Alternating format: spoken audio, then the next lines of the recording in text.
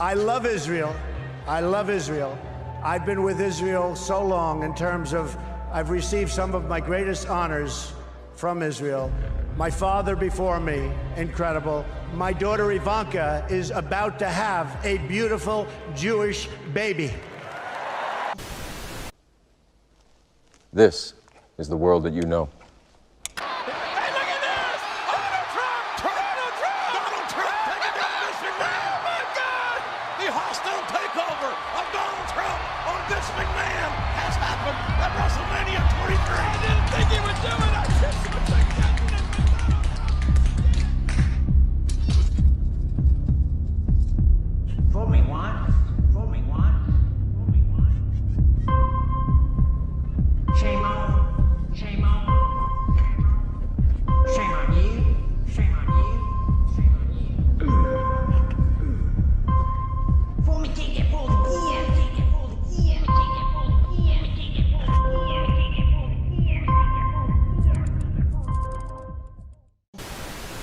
I love Israel. My name is Donald Trump, and I'm a big fan of Israel. I love Israel. I love Israel.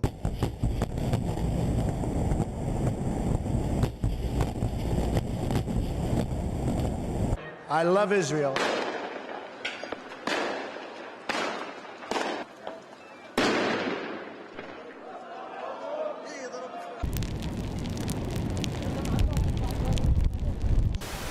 It is my esteemed pleasure to introduce Mr. and Mrs. Donald Trump.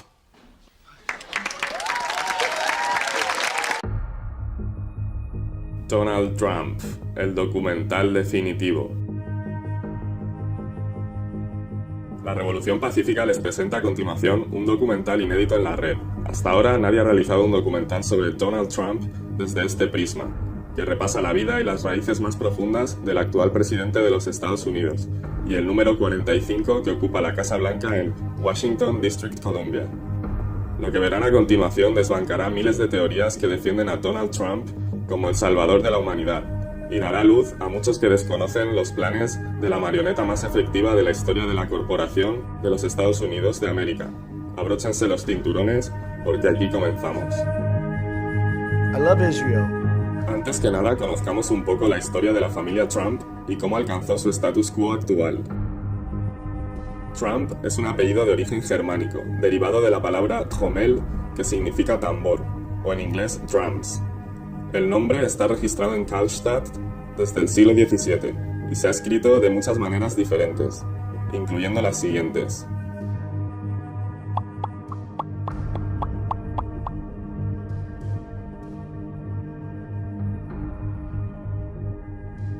Básicamente, la familia de Donald Trump es de ascendencia alemana. Sus abuelos, Friedrich Fred Trump y Elisabeth Christ, nacieron en Karlstadt, en Baviera, el sur de Alemania. Fred Trump emigró en 1885 a Estados Unidos desde Hamburgo, Alemania, a bordo del buque SS Eider, y se convirtió en ciudadano estadounidense en 1892 en Seattle, en el estado de Washington. De Seattle, Fred viajó a Whitehorse, Alaska, para buscar su fortuna durante la fiebre del oro en Klondike, entre 1896 y 1899. Allí ya se le empezó a conocer como Sleazy Freddy o Freddy el Sórdido, y ahora entenderán por qué. Ya en el noroeste del Pacífico, Fred Trump dirigió operaciones sórdidas e ilegales en el White Horse Restaurant and Inn y el New Arctic Restaurant and Hotel, en Bennett, en la Columbia Británica. Después veremos la importancia de la diosa Columbia en todo esto. Los intereses comerciales en sus negocios abastecían de lo prohibido en aquel momento. Compartían espacio con las guaridas del opio y los burdeles. Por entonces había rumores de que las autoridades se estaban preparando para acabar con su tipo de guaridas de prostitución, tráfico de drogas y mala reputación. Pero dicen que Fred siempre estaba un paso por delante de la ley. Alrededor de mayo de 1901 cobró y se dirigió de nuevo a Alemania con su dinero. Al parecer, Fred volvió a Karlstadt y se casó con su antigua vecina, Elisabeth Christ. Sin embargo, algunas investigaciones apuntan a que Elizabeth, nacida en 1880, era realmente la hija de Philip Christ y Ana María Razón. Philip Christ era un familiar cercano de Fred Trump, es decir, Freddy el Sórdido se casó con alguien de su propia sangre. Teniendo en cuenta que la población de Karlstadt es de apenas 1.200 habitantes, es muy probable que su vecina tuviera parentesco con los Trump. En algunas sociedades el casamiento entre familiares está prohibido como una forma de incesto, mientras que en otros es legal e incluso común. En la mayoría de los estados de América, la actividad sexual consanguínea está penalizada como incesto. Pero esto no nos sorprende, puesto que su nieto, el bueno de Donald, ya ha sido acusado en numerosas ocasiones de mantener una relación incestuosa con su propia hija, Ivanka Trump. Y no lo decimos nosotros, lo dice él mismo. Pasen y vean. I don't think Ivanka would do that inside the magazine, although she does have a very nice figure. If Ivanka weren't my daughter, perhaps I'd be dating her. You know. Stop it! Oh, it's so weird. Stop. You know what? You are sick. I know, isn't that terrible? Yeah. How Well, you're terrible. known for saying Is that outrageous terrible? things, weird. Mr. Just Trump. Who are you, Woody Allen?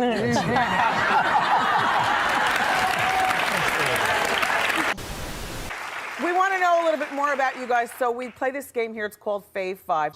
Okay, Ivanka, what's the favorite thing you have in common with your father? Either real estate or golf. Donald, with your daughter? Well, I was going to say sex, but I can't relate that to her. Well, I was going to say sex, but I can't relate that to her.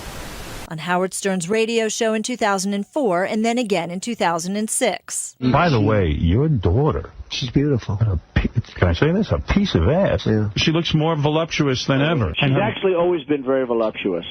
It's She's tall. unbelievable. She's almost 6 feet tall. Saying last year in a Rolling Stone article, yeah, she's really something, and what a beauty that one. If I weren't happily married and, you know, her father. My daughter, Ivanka. Yeah. She's 6 feet tall. She's got the best body. Yeah, she's hot. Volviendo al bueno de Freddy el Sórdido, él decidió cambiar su apellido durante su estancia en Alemania. ¿Estaba Fred Trump huyendo de la ley?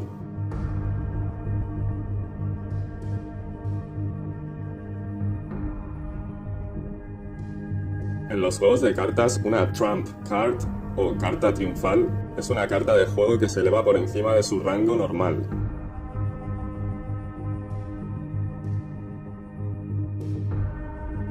En otros contextos, el término Trump Card puede referirse a cualquier tipo de acción, autoridad o política que prevalece automáticamente sobre todas las demás.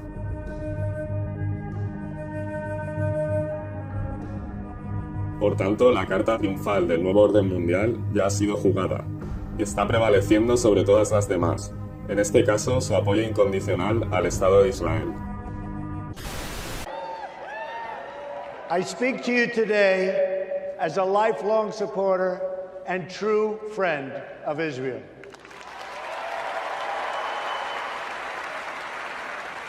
I'm a newcomer to politics, but not to backing the Jewish state.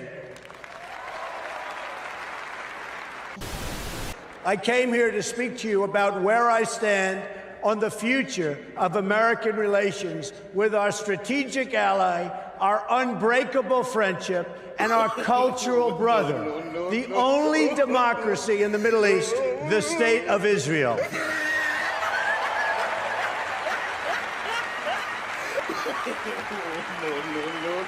Thank you. And we will send a clear signal that there is no daylight between America and our most reliable ally, the State of Israel.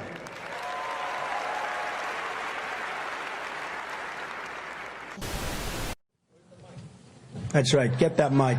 Get that mic over there. This might shock you, but we have something in common. Good. Respect for human life. Thank you. Okay? Number one and number two. Okay? Number one, I'm opposed to the murder of unborn babies being legal.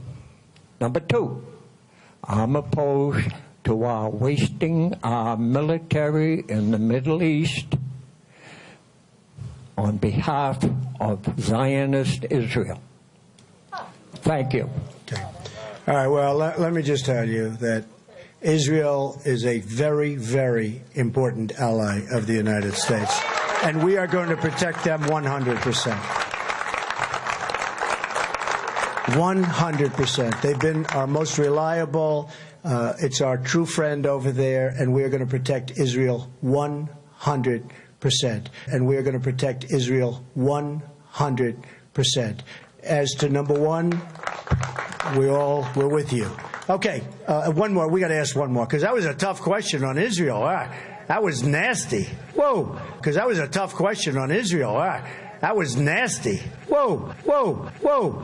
Are we all for Israel, right? Yeah. Okay, go ahead.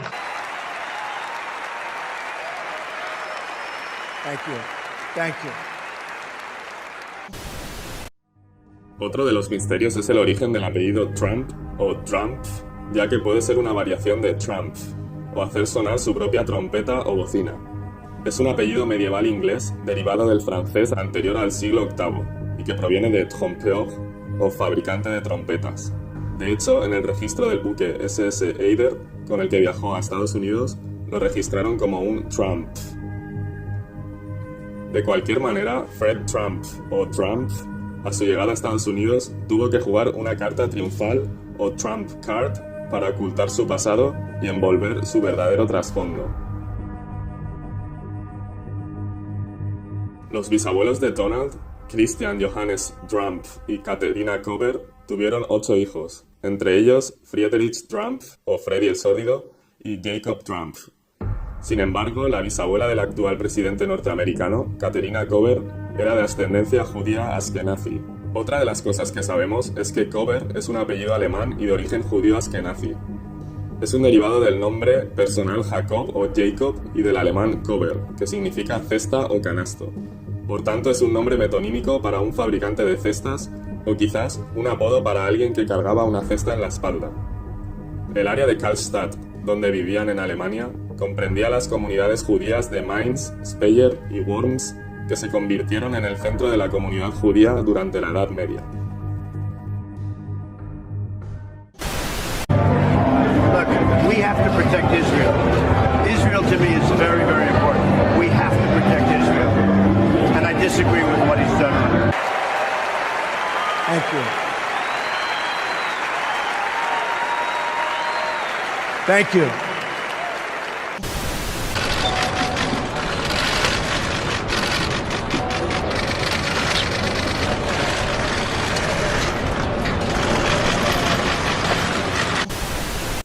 Donald Trump es un antiguo miembro de la conspiración sionista que aflige a la sociedad. Es decir, Donald Trump es nada más y nada menos que un espectáculo secundario y una falsa medicina que ofrece milagros baratos para los problemas de Estados Unidos allí y en el extranjero. Donald no entró en cómo o por qué su padre había sido tan leal a Israel desde el día en que nació, 1946, pero su asociación personal cercana con Bunny Lindenbaum puede proporcionar algunas respuestas. Bunny Lindenbaum fue un fanático sionista ortodoxo. Fue presidente del Consejo de la Comunidad Judía de Brooklyn y del Centro Judío de Brooklyn, que está conectado directamente con la United Synagogue of America, el Congreso Sionista Mundial, el United Jewish Appeal, el National Jewish Welfare Board y el Mossad. Lindenbaum y el escandaloso Fred Trump usaron clandestinamente fondos del HUD, Departamento de Hogar y Desarrollo Urbano, y del Estado, para construir con ello un asilo y una base de poder judío en Brooklyn, para los sionistas europeos del este que siguen practicando la mística hasídica del Chabad Lubavitch, con enormes y sustanciales ganancias a costa de los contribuyentes. Un portavoz del movimiento hasídico Chabad Lubavitch dice que la secta es sionista en su apoyo a Israel. Fred Trump y Bunny Lindenbaum estaban trabajando secretamente con el barón Otto von Bolschwing, la Fuerza de Defensa Israelí, el Mossad y la recién formada CIA.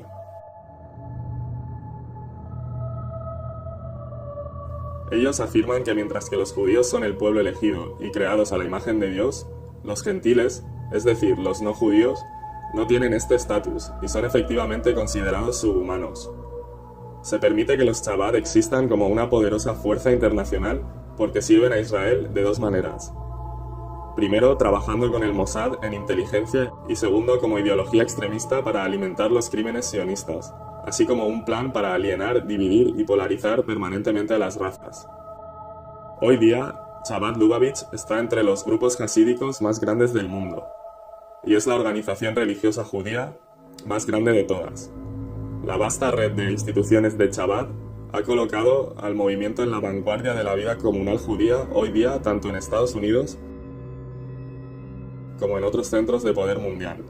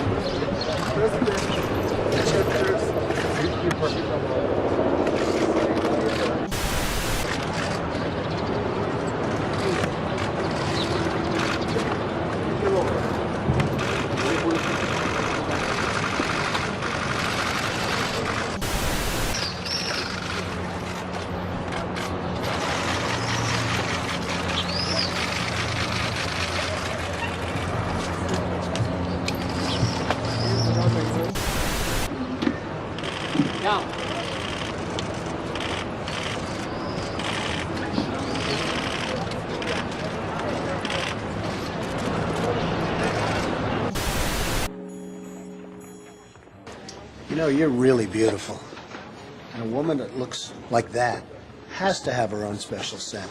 Oh, thank you. Maybe you could tell me what you think of this scent.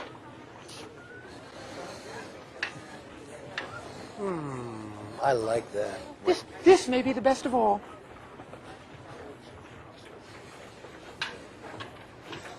Oh, you dirty boy, you. Oh. Donald, I thought you were a gentleman. You can't say I didn't try. Ver a Rudy Giuliani vestido de mujer y a Donald Trump actuando como su amante no era una rutina humorística, sino más bien un ritual de humillación pública ante vuestros ojos, donde los miembros subordinados o iniciados se involucran en actividades propagandísticas de lo más sórdidas. A Rudy Giuliani siempre le ha gustado adoptar el papel de mujer, sin embargo. El exalcalde de la ciudad de Nueva York y actual consejero de ciberseguridad de Donald Trump, Rudy Giuliani, es un habitual comentarista invitado en Fox News y en otras cadenas del mainstream. Él era el alcalde de la ciudad cuando el 11 de septiembre de 2001 las Torres Gemelas y el World Trade Center 7 colapsaron.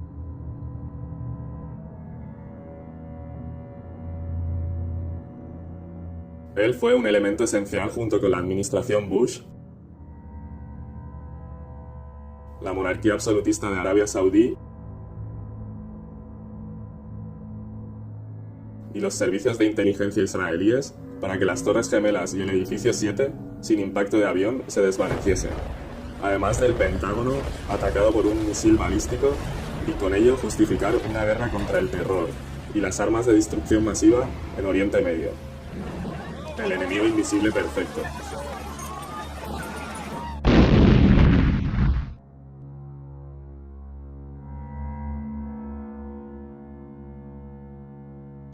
Can you give us any better idea of how much of the plane actually impacted the building?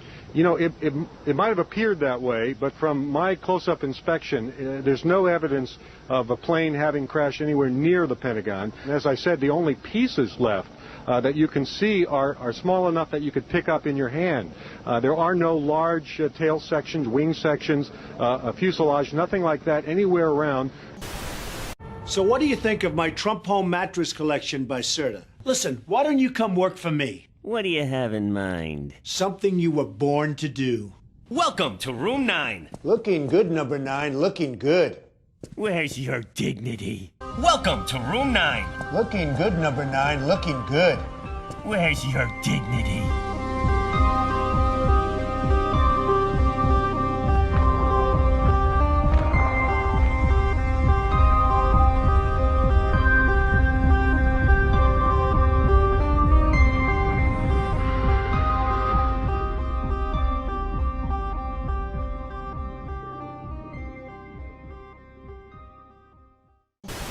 Donald, you're probably the best known builder, particularly of great buildings in the city. There's a great deal of question about whether or not the damage and the ultimate destruction of the buildings was caused by the airplanes, by architectural defect, or possibly by bombs or aftershocks. Do you have any thoughts on that? Well, it was an architectural defect. You know, the World Trade Center was always known as a very, very strong building. Don't forget, that took a big bomb in the basement. Now, the basement is the most vulnerable place because that's your foundation. And it withstood that. And I got to see that area about 3 or 4 days after it took place because one of my structural engineers actually took me for a tour because he did the building. And I said, I can't believe it. The building was standing solid and half of the columns were blown out. I mean, so this was an unbelievably powerful building. If you know anything about structure, it was one of the first buildings that was built from the outside. The steel, the reason the World Trade Center had such narrow windows is that in between all the windows, you had the steel on the outside. So you had the steel on the outside of the building. That's why when I first looked, and you had big, heavy I-beams, when I first looked at it, I couldn't believe it because there was a hole in the steel. And this is steel that was, you remember the width of the windows in the World Trade Center, folks. I think you know, if you were ever up there, they were quite narrow. And in between was this heavy steel. I said, how could a plane, even a 767 or 747, or whatever it might have been, how could it possibly go through the steel? I happen to think that they had not only a plane, but they had bombs that exploded almost simultaneously, because I just can't imagine anything being able to go through that wall. Most buildings are built with the steel is on the inside around the elevator shaft.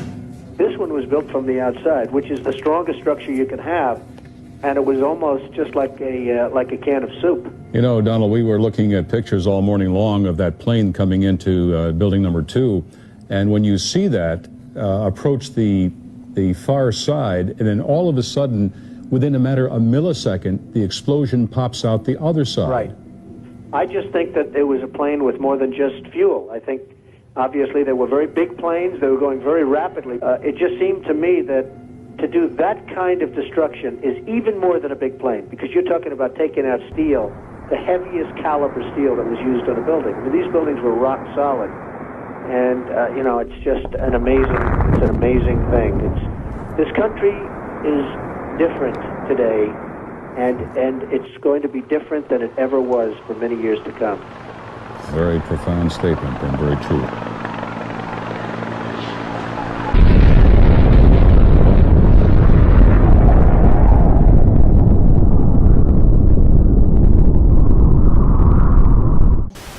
Do you believe it's hundreds or thousands? I really don't. I really don't want to say right now, Peter. I think it's going to be a horrible number. I saw people jumping out of the World Trade Center. I saw some of the firefighters who I know going into the building. And we were in a building in which we were trapped for about 10-15 minutes. Are you talking about did you go immediately to the Office of Emergency Management? No, I went down to the scene and we set up headquarters at 75 Barclay Street, which was right there with the police commissioner, the fire commissioner, the head of emergency management. And we were operating out of there when we were told that the World Trade Center was going to collapse. When we were told that the World Trade Center was going to collapse. When we were told that the World Trade Center was going to collapse. We were trapped in the building for 10-15 minutes and finally found an exit and got out, walked north.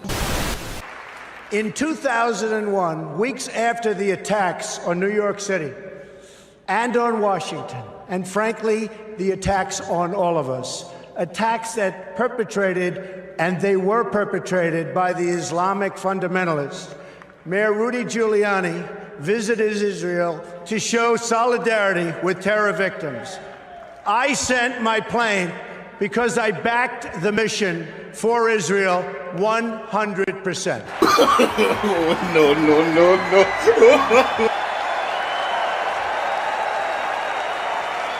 Thank you.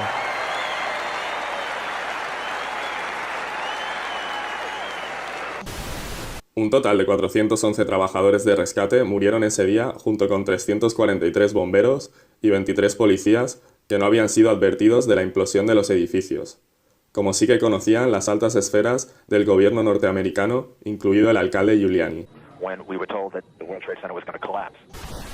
Volviendo al padre de Donald Trump, parece muy improbable, si no imposible, que el escandaloso Fred Trump hiciese algo en los círculos en los que se movía en Nueva York sin la colaboración y combinación de los políticos, funcionarios y la policía del Tammany Hall.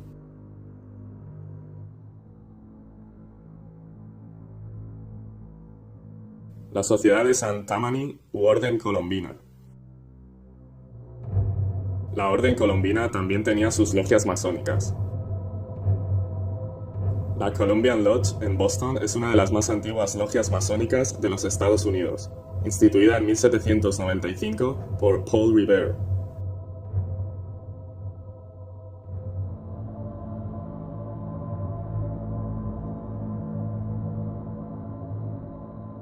Columbia Pictures, Columbia Records,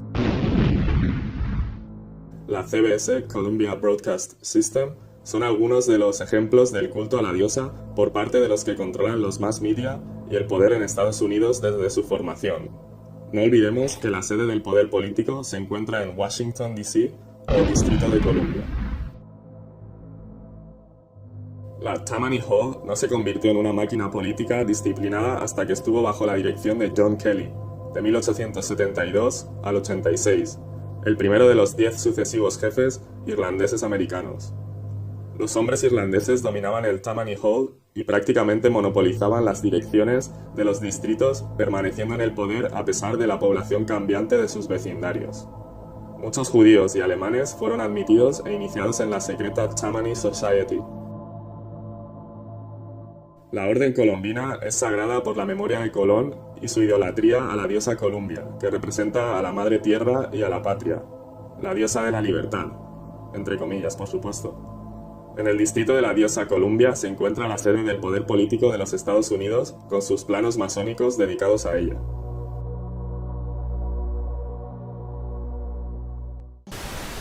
My number one priority is to dismantle the disastrous deal with Iran.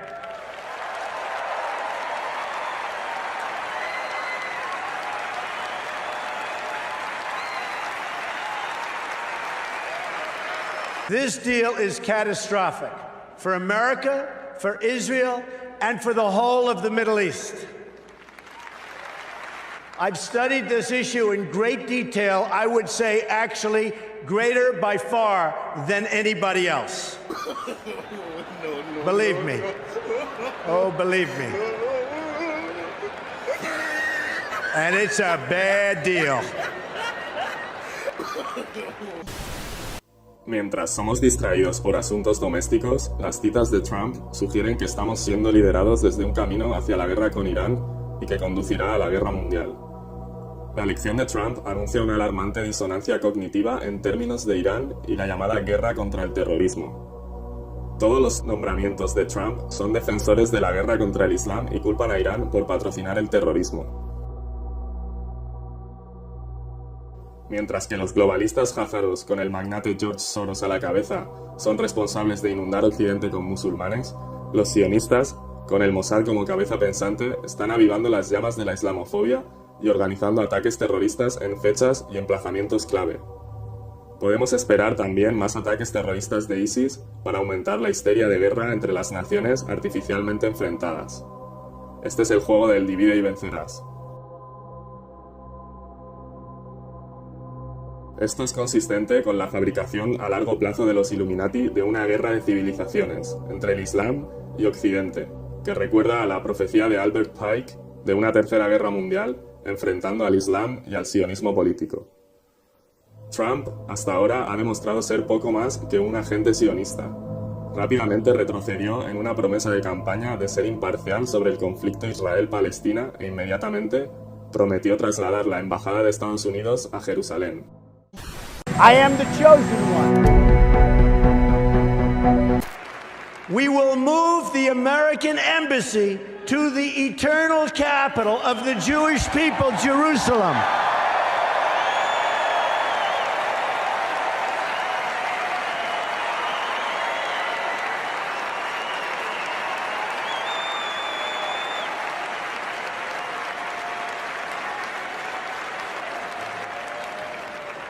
I am the chosen one.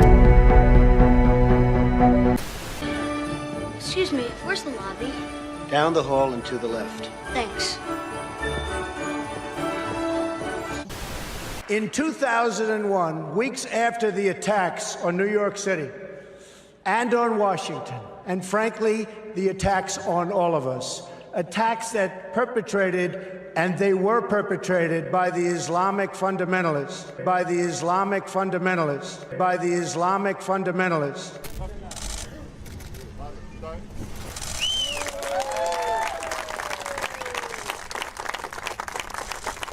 הנשיא טראמפ הוא ידיד גדול מאוד של מדינתנו.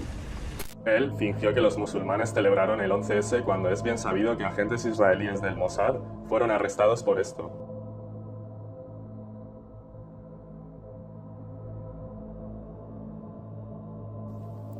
Ignoran la evidencia destapada por Wikileaks de que Israel, Arabia Saudí, Bahrein, Qatar y los Emiratos Árabes financian a ISIS y no Irán. Ignoran la evidencia también de que ISIS fue entrenada, armada y apoyada por el Mossad, la CIA y Occidente. Todas estas evidencias las pueden encontrar en un artículo publicado en la REVOLUCÍONPACÍFICA.com que pondré en la descripción. Todas las citas de Trump apuntan a una confrontación gratuita con Irán orquestada por Benjamin Netanyahu. Esto podría conducir fácilmente a la Tercera Guerra Mundial. Millions of people believe Israeli agents were involved in the attack. And they claim there is a basis for their suspicions. Moments after the planes hit the World Trade Center, eyewitnesses reported seeing a group of young men apparently celebrating. I grab my binoculars and I'm trying, to look at the Twin Towers. But what caught my attention, down there, I see this van parked. And I see 3 guys on top of the van. They seemed to be taking a movie. And I could see that they were like happy. They're laughing. They didn't look shocked to me. A major terrorist manhunt began, and just 6 hours after the attack, the van was stopped at a roadblock by patrolman Scott DiCarlo. We were asked to detain the van and the passengers. They were just removed from the vehicle, patted down for safety precaution, and detained. 911 call at 410 Park. We had received an all points bulletin, and I just happened to see the van, and I think that could be the van. We checked it out, and it was. We were all on edge, obviously, so I really wasn't looking to make friends with these people, and neither were the officers that I were with. Once we started talking to them, they were pretty much like, hey, we're not against you, we're with you. Over 2 months of interrogation began. The FBI discovered the men weren't from Al-Qaeda. They were Israelis. An enduring conspiracy theory began, that they were Israeli field agents who'd uncovered the 9/11 plot in advance. Israel had deliberately failed to warn the US authorities because it wanted to ensure that American public opinion was hostile to the Arab world. Channel 4 traveled to Israel and spoke to 3 of the 5 men arrested that day to hear their side of the story. What I told them that I'm just a tourist from Israel, I'm Jewish, and he told me, don't talk, if you talk I'm gonna shoot you. People were spitting on us from the street, they are passing with the cars and spit on us, because they thought that we are the Arabs, they was looking for someone to blame. A passerby took these photos of the police searching the van. 5 men were inside it. Some had dual nationalities and were carrying more than 1 passport. Others had flight tickets to leave the US within days. Fearing robbery, one had over $4,000 hidden in a sock.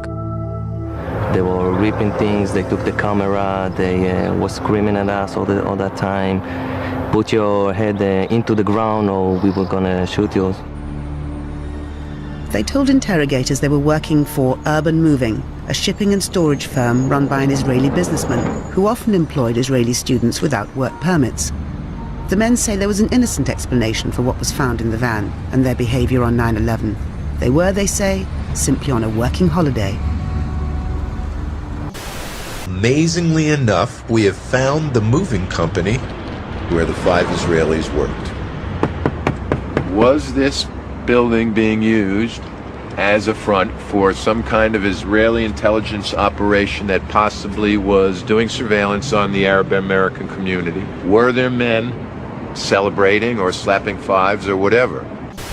There is a better view from a building in Jersey that's is up a hill, a straight line to the World Trade Center. We decided to go up there. It's like 2-3 minutes from the office. Stand over there and take some pictures. Everyone wants a picture like this in his camera.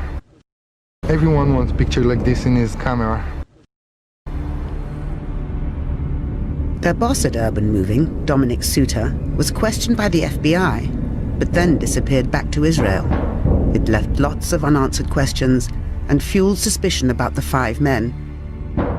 Investigators seized the firm's computers, and the investigation took on a new urgency with multiple lie detector tests. The FBI wasn't satisfied. Channel 4 has learnt from intelligence sources that some of the men's names were already known to American counterintelligence. Paul Kurtzberg admitted serving in an Israeli army anti-terrorist unit. He refused to take a lie detector test for 10 weeks. I was serving in a special unit in the army, and it's not a big secret or something like that. But there are things that I have to keep to myself as loyal to my country.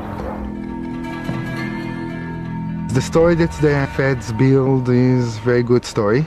When you hear their story, you start even to believe it inside. Okay, maybe I'm a spy. I'm sure that I'm not, but the story is so good, so maybe I am. So maybe I am. So maybe I am. Yuval Aviv is a counterterrorism advisor to the US Congress, but was once a spy for Israel's Secret Service Mossad. He says Urban Moving was a front company and that some of its workers were spying illegally in the US. Israel has engaged in intelligence gathering in friendly countries. Some of it is done with permission, and some of it probably has been done without permission in areas that is vital to Israeli interest. Without permission in areas that is vital to Israeli interest. It's flushed out the possibility that Israel spies on America, its closest ally, an espionage tactic that both governments would prefer kept secret.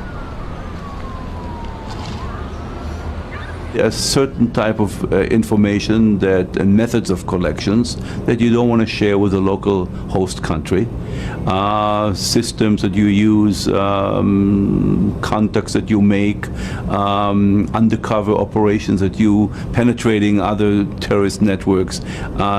Those types of information you don't share with anybody.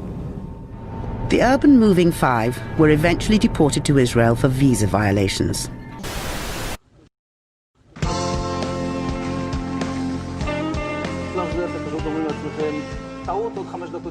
And at that point, we were taken for another round of questioning, this time related to our allegedly being members of Mossad. The fact of the matter is, we are coming from a country that experiences terror daily. Our purpose was to document the event. Our purpose was to document the event. The New York City Police Department has a report that the FBI is responding to New Jersey because a truck reportedly loaded with explosives has been stopped by authorities on the road there, and the men with that truck have been detained. The 5 Israelis were detained for 10 weeks and finally deported on immigration violations after the FBI cleared them of any involvement in 9/11. And that it was near the George Washington Bridge. There were 2 or 3 men who were in the van. The van was pulled over. It is not clear why the van was pulled over, but when it was, law enforcers found tons of explosives inside of the van. That is right now all I'm hearing, but again, 2 to 3 people in custody, and we are trying to get more information on that right now. The FBI has now put out a nationwide APB, all points bulletin, for a white Chevy van with New Jersey registration. Written on the back is Urban Moving Systems. Apparently there are 3 male occupants. Let's repeat that. The FBI has now put out an APB, an all points bulletin, nationwide. They're looking for a white Chevy van with New Jersey registration, and written on the back of the white van are the words Urban Moving System. Apparently this van is carrying 3 male occupants. Obviously, if you see this van, you're asked to contact the FBI immediately.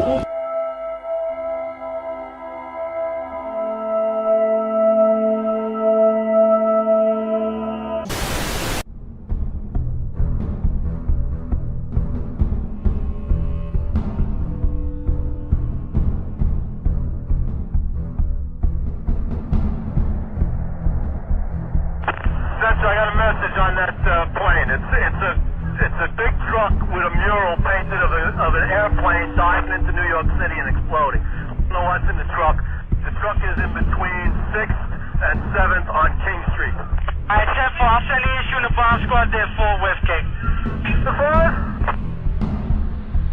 The squad there, we have message. That's fine. Put a mural paint this airplane diving into New York, blowing up. 2 men got out of the truck, ran away from it. We got those 2 under. Good.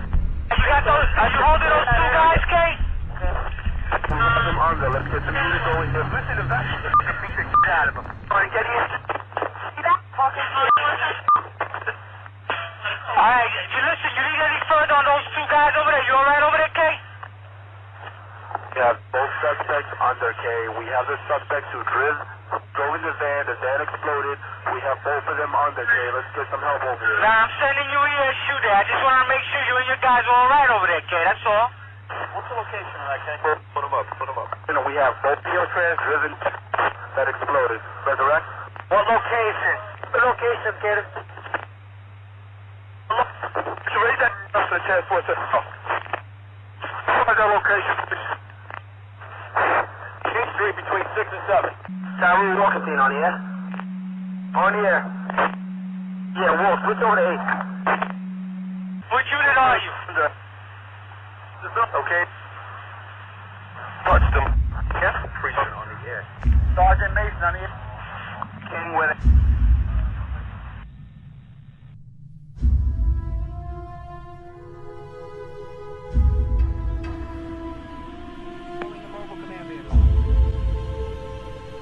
Get 292 to Manhattan. 292 and all out of 135 to King Street and 6th Avenue for a possible bomb in a van. King and 6? That's affirmative. PD. 292 and ladder 162. We'll give you a box. 10-4. 135 to Manhattan. 135. We're also on that box in King Street and 6th Avenue with a possible bomb in a van.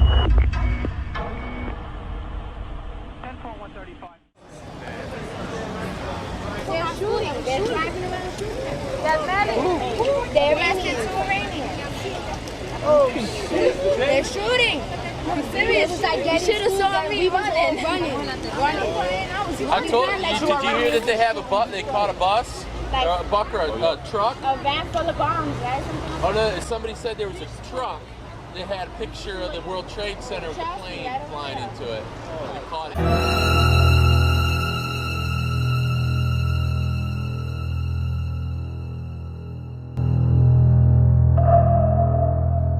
Somebody said there was a truck. They had a picture of the World Trade Center with a plane flying into it. They caught it. Three at the same time. Under attack. Chicago, the Pentagon, and Chicago's a Pentagon, and that got hit at the same time. Well, yeah, it's obviously orchestrated, but... Oh, how you declare war on something you can't see? Well, here's what I don't get. Is how our CIA and our FBI had no clue. That's because it's an inside job. You know why? That's because it's an inside job. You know why? But that's scary. How could Iranians get in Boston? One flight, Boston to New York, hijack it, and took us out. What do you call it? I forgot. I got the Pentagon. Iranians and Iraq. I always thought they would bomb Times Square. It's the most popular area in New York City. It's all about capitalism. So y'all said they were shooting? It's election day too. It is election day, ain't it? No, bro, not the election. This is primary. Trump prácticamente le practicó una felación a los delegados en la conferencia de la AIPAC, el lobby israelí que dirige la política exterior y la economía de Estados Unidos. When I'm president, believe me, I will veto any attempt by the UN to impose its will on the Jewish state. It will be vetoed 100%. When I become president, the days of treating Israel like a second-class citizen will end on day one.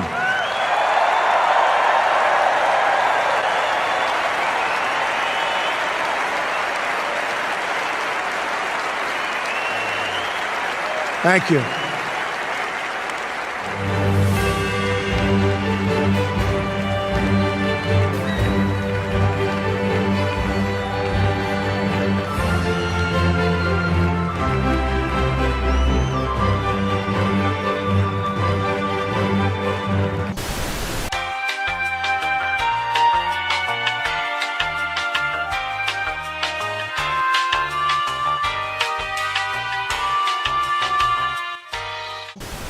And as you know, most people know, she's a world-class liar. Hillary's a great friend of mine. Her husband is a great friend of mine. They're fantastic people. I mean, you know the thing, they get a bad knock. She's a very nice woman. People think tough, and I guess she's tough, but she's a very nice woman, and he's a very nice guy. We know all about the smarts and how smart they are, and all, but they are good people. There's never been anybody in the history of politics in this nation that's been so abusive to women. Hillary Clinton attacked those same women and attacked them viciously. 4 of them here tonight. Hillary's a great friend of mine.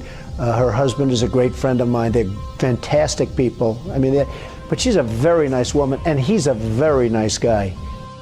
These are all lies. We say lie, lie, lie, lie. Lie. Dirty, rotten liar. No, but why did she get rid of it? Hillary, rotten Clinton. Rotten Clinton. Hillary, rotten Clinton, right? And they are, you know, just really terrific people. I like them both very much. Hillary has worked very long and very hard over a long period of time, and we owe her a major debt of gratitude for her service to our country. I mean that very sincerely. Are you going to ask for a special prosecutor to investigate Hillary Clinton over her emails? Well, I'll tell you what I'm going to do. I'm going to think about it. She did some bad things. I mean, she did some bad things. A special prosecutor? I don't want to hurt them. I don't want to hurt them. They're good people. Hillary Clinton, commonly referred to as Crooked Hillary. She's crooked as a $3 bill. She's married to an abuser, a woman claimed rape and all sorts of things. I mean, horrible things. She should be in prison. She's the queen of corruption. She's a disaster. She's a dangerous liar. She's the devil. She's a monster. Hillary Clinton, I think, is a terrific woman. I mean, I'm a little biased because I've known her for years. I live in New York. She lives in New York. And I've known her and her husband for years, and I really like them both a lot. And I think she really works hard. And I think she, again, she's given an agenda. It's not all of her, but I think she really works hard, and I think she does a good job. I just like her. I like her, and I like her husband. You'll be looking at the record of Hillary Clinton, and how did she do as Secretary of State? Probably above and beyond everybody else and everything else. If you look at the job she did as Secretary of State and the destruction that she's caused, I don't know what it is. The word evil came to mind. The decisions that they made on so many different fronts as Secretary of State were absolutely insane. You know, I'll tell you, there is something that I wanted to say, because I was very honored, very, very honored, when I heard that President Bill Clinton and Secretary Hillary Clinton was coming today, and I think it's appropriate to say, and I'd like you to stand up. I'd like you to stand up.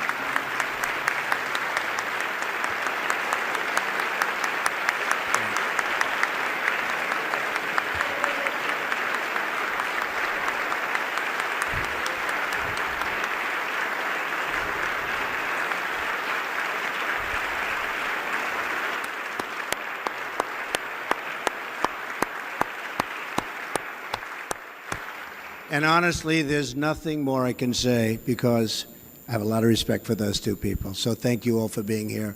And we're going to have 4 great years, hopefully, of peace and prosperity. Trump nombró a Steve Bannon como agente y asesor estratégico de la Casa Blanca. La elección de Bannon se debe a que proviene de Goldman Sachs y del think tank propagandístico Breitbart.com, que fue establecido en Jerusalén, está compuesto por judíos y sin duda es un frente del Mossad. Su trabajo es engañar al pueblo estadounidense. Trump también designó a Michael Flynn como asesor de seguridad nacional. Desde su jubilación, Flynn se ha hecho conocido por sus opiniones extremas sobre los musulmanes. En junio, se unió a la junta directiva de Act for America, parte del núcleo interno de la industria de la islamofobia en Estados Unidos, una red nacional de ONGs de extrema derecha con acceso a cientos de millones de dólares dedicados a difundir el miedo y la desinformación sobre los musulmanes y la fe islámica. En un discurso pronunciado en nombre de Act for America el 9 de agosto, Flynn repitió la desinformación islamofóbica sobre los musulmanes, incluyendo la noción de que los musulmanes quieren imponer la ley de la Sharia a los estadounidenses. Él dijo: no veo al Islam como una religión, quiero decir, lo veo como una ideología política. Los otros nombramientos de Trump se distinguen por su lealtad a Israel y al sionismo, no a los Estados Unidos. Aquí vamos a desenmascarar a todos los hombres del presidente Trump que han posibilitado del lema Make Israel Even Greater Again, es decir, haz Israel más grande aún otra vez, se pueda producir.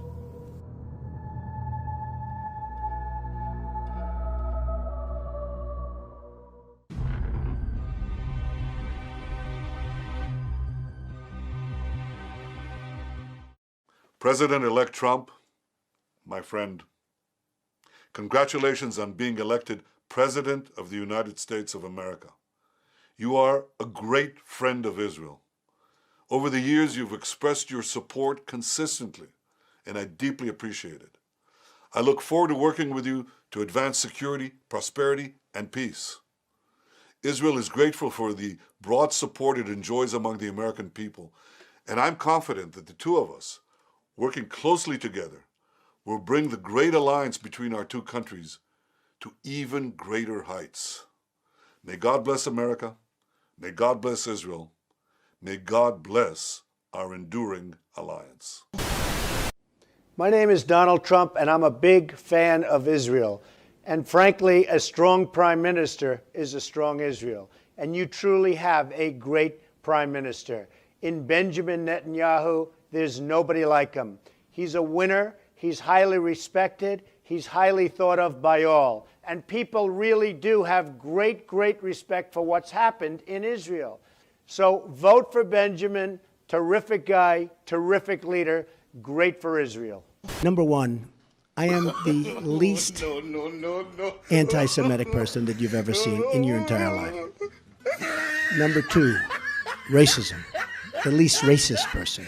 In fact, we did very well relative to other people running as a Republican. Quiet, quiet, quiet. See, he lied about, he was going to get up and ask a very straight, simple question. So, you know, it's welcome to the world of the media. I hate the charge. I find it repulsive. I hate even the question because people that know me, and you heard the Prime Minister, you heard Netanyahu yesterday.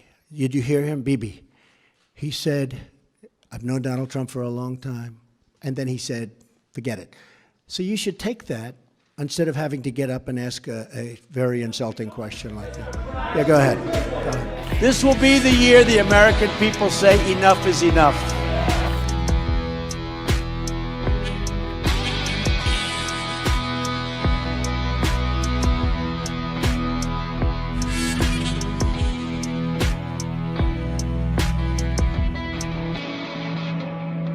This will finally be the year the American people say, enough is enough.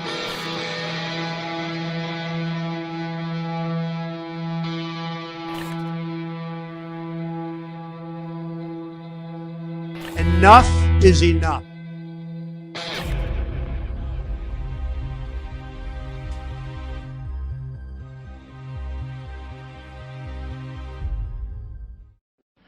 What I wanted to say is this. I want to say this out in the open. I support the Jewish state of Israel. They have been in that land. That is their land. And it's the UN that has declared them terrorists. I'm going to stop you right there. I am Jewish. You being, you know, with good, let them say it. I love you. Fine. I work for Israel. Yes, it's all true. Can we move on now to fluoride in the water and garbage in the vaccines and all the rest of it? I'm going to stop you right there. I am Jewish. I'm here. I'm not making speeches. I'm just going to say thank you all very much. It's a tremendous honor. We love Israel. We will fight for Israel 100%, 1,000%. It will be there forever. Thank you. Thank you very much. Thank you.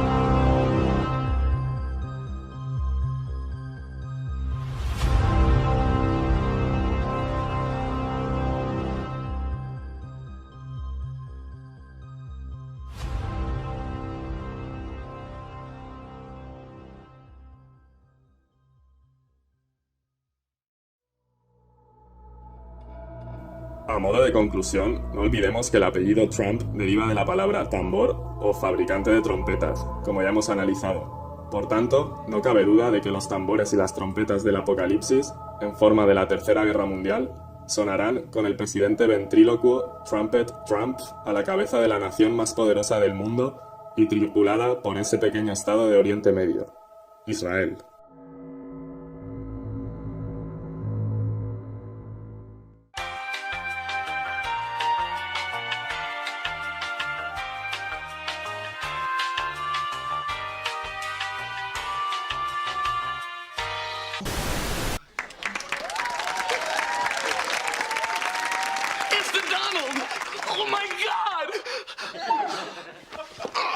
Okay, kids, make it fast. I've got a plane to catch. We've created a magazine. Mr. Trump, we give you Scabby.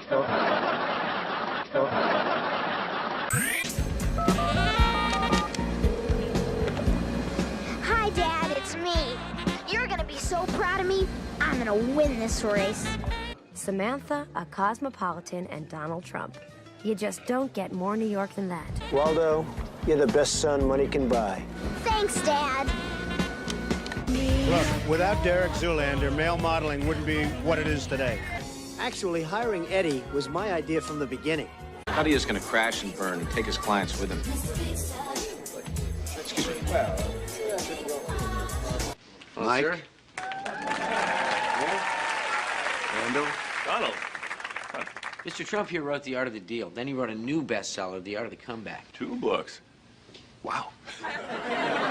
Hey, Donald. Told me you were here. You look great. Mwah. Thank you very much. Donald owns this restaurant. Oh. This is my friend Mike McNeil. Hey, listen, are you bagging her? Huh? Look at this, right here on the street. It's Donald Trump. What are you, morons? Are you? No, we just met. Well, call me, Liz. Oh, sure. Thanks. I'm here with Donald Trump, for God's sake. How long is it going to be? I have checks sitting on 2 tables. Ah, Miss Ayers, how nice to see you. I have Mr. Cuddy's usual table. Wade. Trump? I hear Kelson finally dumped you. Not exactly, no. We just came to a mutual understanding that she couldn't bear me for another second. Sorry, Frank, but I'm gonna go crash and burn with Cuddy. Call me. The Donald is here, live on Monday Night Raw.